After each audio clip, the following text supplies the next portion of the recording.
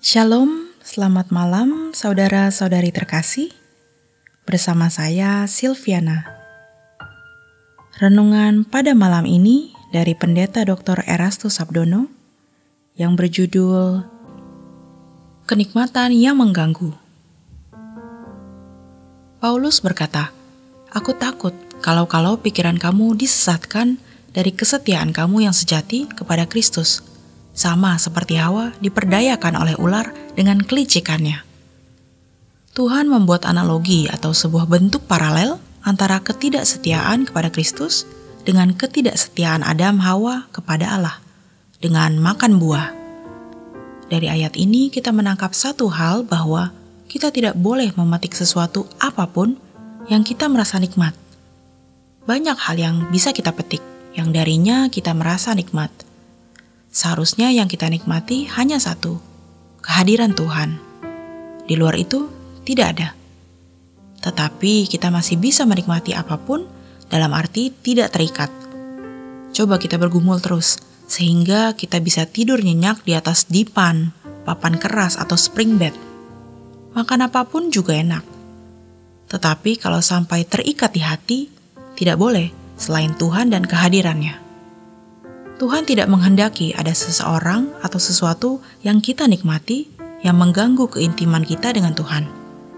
Jadi kita mengerti mengapa Tuhan berkata, "Kalau kamu tidak membenci ayahmu, ibumu, saudaramu laki-laki, perempuan, kamu tidak layak bagiku."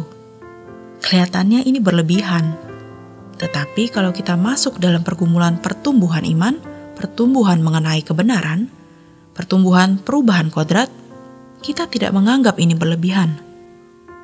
Kalau kita masih terikat dengan kesenangan-kesenangan kita sendiri, maka kita belum mengenakan gairah Yesus. Kita harus berjuang terus agar bisa melakukan gairah Yesus, sehingga bisa berkata, "Hidupku bukan aku lagi, tetapi Kristus yang hidup di dalam aku." Sampai tingkat itu, kita baru bisa mengerti yang dimaksud Paulus dalam Kolose 3 ayat 2, "Aku sudah mati, hidupku tersembunyi bersama dengan Allah di dalam Kristus." Orang-orang seperti ini tidak akan mengingini sesuatu yang jika Yesus hidup di zaman kita sekarang, dia tidak mengingini itu. Kita harus menyambutnya dan berkata, "Aku mau Tuhan, belas kasihani aku, tolong aku sampai pada tingkat ini." Jika demikian, baru kita bisa merasakan kerinduan bertemu Tuhan. Sebab kalau tidak, kita tidak akan berani bertemu Tuhan. Kalau hidup kita masih tidak bersih, kita tidak mungkin bisa ada di surga. Ibarat ikan air tawar masuk air laut, atau ikan air laut masuk ke air tawar. Tidak mungkin atau tidak bisa, karena pasti mati. Kita tidak mungkin merindukan Tuhan, sementara si aku dalam diri kita masih belum dimatikan. Jika belum mengenakan gairah Yesus, tidak bisa. Sering kita hanya terlarut dalam perasaan sentimental semata, dan itu sebenarnya menipu. Alkitab berkata, laki-laki akan meninggalkan ayahnya dan ibunya, bersatu dengan istrinya. Mereka menjadi satu daging. Kalau kita harus meninggalkan dunia, supaya seperti yang dikatakan dalam 1 Korintus 6 ayat 17, menjadi satu roh dengan Allah. Tidak meninggalkan dunia, tidak akan bisa satu roh. Padahal kalau kita meninggalkan percintaan dunia, tidak akan menjadi miskin juga. Tuhan pasti akan memelihara kita, sebab Tuhan yang empunya langit dan bumi. Tuhan berkata, "Kamu tak dapat mengabdi kepada dua tuan." Kalau dua tuan, kita akan membahagiakan yang satu dan melupakan yang lain. Artinya, hanya Dia yang kita kasihi dan tidak memperdaya atau mengeksploitasi Tuhan. Kita hanya mau menyenangkan Tuhan. Hal ini tidak bisa dibangun dalam satu hari. Maka kita harus betul-betul serius mendesain waktu, membuat jadwal waktu bertemu Tuhan. Dengan sengaja, sadar, buatlah itu.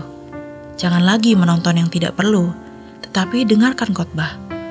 Jika melihat yang tidak perlu dilihat, kita hanya membuang waktu dan mengotori pikiran dengan hal-hal yang tidak perlu. Akibatnya kita menjadi tidak rohani. Sebagus apapun khotbah yang kita dengar, tidak akan menyentuh hati kita. Tuhan mau kita monoteis, hanya Tuhan. Maka, tidak boleh ada sesuatu atau seseorang yang menggantikan tempat Tuhan di dalam diri kita.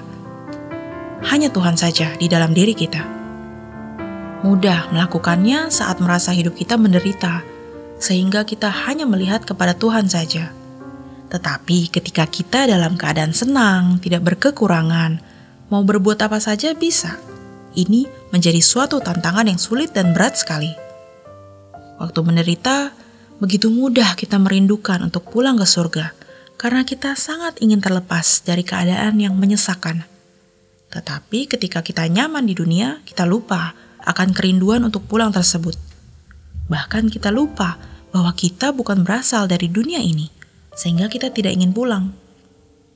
Oleh sebab itu, Tuhan mendatangkan banyak kejadian dalam hidup kita yang membuat kita merasa tidak nyaman, sehingga kita tetap berkerinduan untuk pulang ke tempat yang telah Ia sediakan. Demikian renungan pada malam hari ini. Selamat beristirahat, Tuhan Yesus memberkati.